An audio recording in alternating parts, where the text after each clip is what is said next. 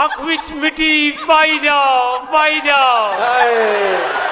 मुल्क नू रल मिल खाई जाओ लस्सी सेहत लई चंगी शै दुध विच पानी पाई जाओ भाई वाह वाह वाह वाह वाह वाह। और यूनिवर्सिटी पढ़ने जाना 2-2 घंटे नहाई जाओ वाह वाह वाह।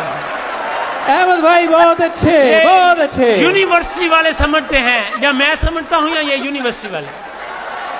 यूनिवर्सिटी पढ़ने जाना 2-2 घंटे नहाई जाओ और 2-3 बाल ते सिर ते रह गए फिर भी कंगी वाई जाओ। बहुत अच्छे। और दिल दे बूहे कुड़ियां लई